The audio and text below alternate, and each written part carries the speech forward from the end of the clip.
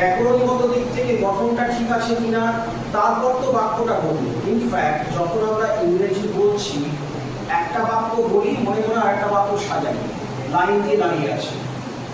তার ফলে আমাদের ইংরেজি বলার ক্ষেত্রে অভ্যেস যাদের নেই, গতিটা খুব স্লথগতি। বাংলার ক্ষেত্রে হচ্ছে না, তত্তর করে বলে যাচ্ছি। কেন? বাক্য নিয়ে ভাবতে হচ্ছে না, বাক্যটি তৈরি হয়ে যাবে, কন্টেন্টটা থাকলেই হবে, বিষয় থাকলেই হবে। এবার এই বিষয়টা উল্টো হচ্ছে এমন একজন মানুষের ক্ষেত্রে যার মাতৃভাষা ইংরেজি। তিনি ইংরেজি একদম গড়গড় করে বলবেন। কেন? তাকে গ্রামার নিয়ে ভাবতে হচ্ছে না, ঠিক যেমন আমি বাংলা গ্রামার নিয়ে ভাবছি না। হ্যাঁ, তিনি বাংলা শিখেছেন, ব্যাকরণ মেনে শিখেছেন। তিনি যখন বাংলা বলছেন, তিনি কিন্তু থেমে থেমে বলছেন। কেন থেমে থেমে বলছেন? ব্যাকরণটা ভাবছেন, কর্তা, কর্ম, ক্রিয়া, অব্যয় বসবে নাকি বসবে না, সর্বনাম দিয়ে রিপ্লেস করবো নাকি করবো না, এই ভেবে বলছেন বলে কি হচ্ছে, তার ওই বাক্যের যে গঠনটা আস্তে আস্তে বেরোচ্ছে, ধীরে ধীরে বেরোচ্ছে। আচ্ছা, আমাদের রাজ্যে আমরা দেখি না যে বাইরের রাজ্য থেকে যারা এসেছেন চাকরি সূত্রে, আমি যারা civil service officer, IAS, IPS এর কথা বলছি, তারা তো বাংলা বলেন, বা অন্যান্য পেশার ক্ষেত্রেও যারা আছেন, সেই বাংলাকে ঠিক আমাদের বাংলা বলার মতো তারা বাংলা বলছেন কি করে? আচ্ছা, কেউ ফরাসি ভাষা জানি আমরা? জানি না তো, আমিও জানি না, কিন্তু একটু বলতে পারি।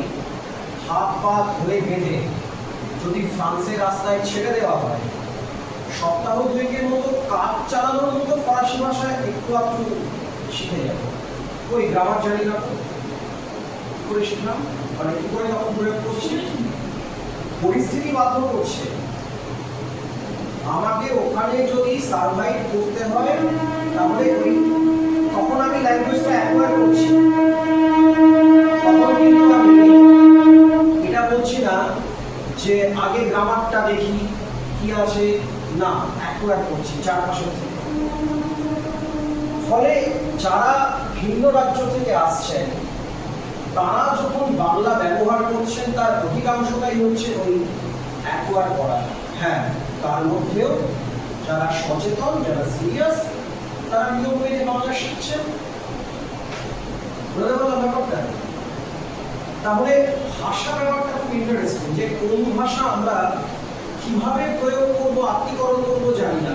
আচ্ছা, আমাদের বাঙালিদের মধ্যে অনেকেই আছেন যারা গড়গড় করে ইংরেজি বলতে পারেন, বাংলাটাও ভালো বলেন, তাহলে ওই রকম ফ্লুয়েন্ট ইংরেজি কি করে বলছেন?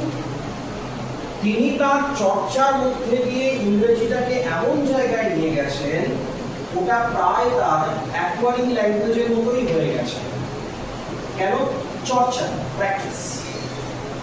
তার ফলে তিনি যখন ইংরেজি বাক্য প্রয়োগ করছেন, ঠিক মাতৃভাষার মতো করেই তিনি কন্টেন্টের দিকে গুরুত্ব দিচ্ছেন, বিষয়ের দিকে, বাক্য ফরমেশনের দিকে গুরুত্ব দিচ্ছেন না। জানেন, বাক্য ঠিক তৈরি হয়ে যাবে, অসুবিধা হয়। দেখবে বিভিন্ন জায়গাতে যখন বলা হচ্ছে যে স্পোকেন ইংলিশ, যে কথ্য ইংরেজি, তাতে একটা বিষয় নিয়ে জোর দেওয়া হয়, তুমি যা বলবে ইংরেজিতে বলবে।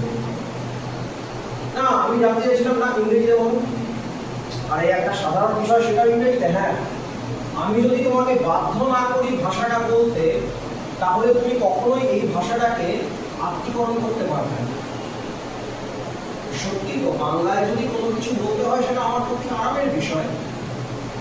আমি তোমাকে সেই আরামের জায়গাটায় রাখবো না, আমি বাধ্য করছি তুমি ইংরেজিতেই বলো। এবার আমার যদি আর্জ থাকে, তাহলে আমি ভুল হোক ঠিক হোক একটা বাক্য তো তৈরি করবো, করে তো বলবো।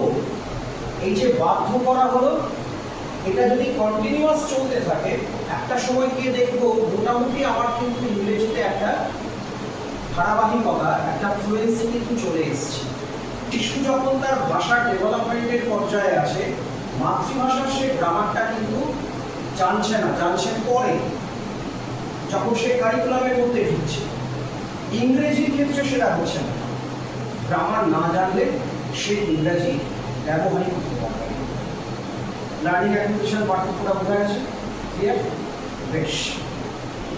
এইবার যদি আমরা এরকম ভাবে ভাবি এই যে দুটো ভাষা প্রয়োগের ক্ষেত্রে কি কোনো পার্থক্য আছে? আছে।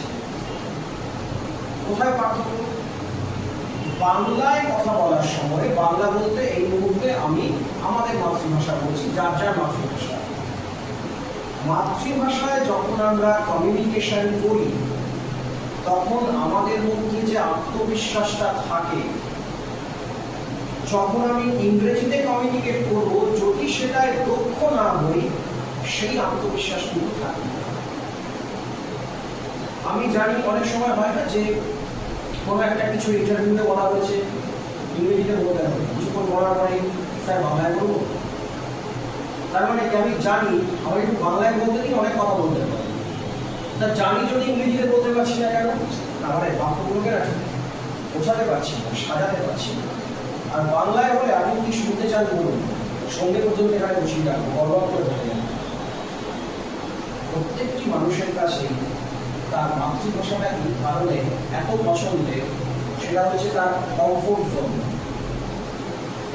ওই গোপাল ভাঁড়ের একটা গল্প আছে না, যে কৃষ্ণচন্দ্রের রাজসভায় এক ব্যক্তি আসতেন, তিনি নানা ভাষায় কথা বলতেন। এবারে তিনি তার মাতৃভাষা কি সেটা কিন্তু বুঝতে পারতেন না। গোপাল ভাঁড় কি বলতো, ঠিক আছে আমি দেখছি। দরবারে ঢুকছে, দরজার আড়ালে লুকিয়ে আছে।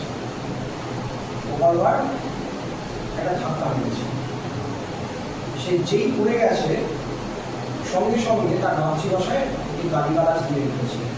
গোপাল ভাঁড় বললো, রাজা মহারাজা এ হচ্ছে আসলে বিশ্বাস। কেন?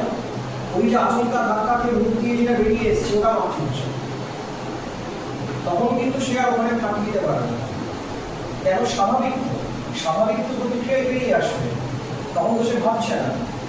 মানে এই গল্পটা আমাদের এই ভাষার ডেভেলপমেন্টটা বোঝার জন্য খুব জরুরি, যে একটা সিচুয়েশনে পড়লে তখন কিন্তু মাতৃভাষা। একটা ট্রাভেল ব্লগ দেখছিলাম, আফ্রিকার কোনো একটা জায়গায় গিয়ে তিনি কোনো একটা জিনিস কেনার জন্য দরদাম করছেন, সেও ভালো ইংরেজি বোঝে না, নিয়ে বোঝানোর চেষ্টা করছেন, সে একটা দুর্বিষহ অবস্থা, দরদামের ঠিক বার্গেনিংটা হচ্ছে না। হঠাৎ করে তিনি বলে উঠলেন, আরে দূর বাবা বলো না, 10 টাকায় দুটো হবে কি হবে না, 10 রুপিস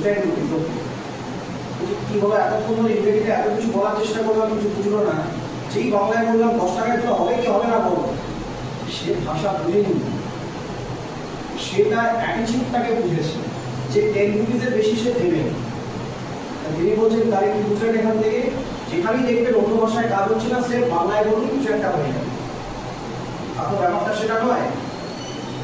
আমরা তো ভাষা নাই বুঝতে পারি, কিন্তু একটা জিনিস লক্ষ্য করে দেখবেন, অচেনা ভাষা, তাতে কেউ আমাকে ভালো কথা বলছে না গালিগালাজ করছে না, কিন্তু ঠিক সেন্স করতে পারে। ওই সেই ভাষা জানি না তো, তাহলে কি করে সেন্স করছি? না না, বডি ল্যাঙ্গুয়েজ বলছে আমাকে ভালো কথা বলছে না, গালিগালাজ করছে। এটা সারা পৃথিবীতেই থাকে। যিনি যে ভাষা জানেন না তাকে সেই ভাষায় গালিগালাজ করে দেখো, সে কিন্তু রিয়াক্ট করবে। ও তার এই বাংলা জানে না, জানি না, কিন্তু ভালো কথা বলা হচ্ছে না আমাকে, কি করে বুঝবে? তার মানে ভাষার সাথে সাথে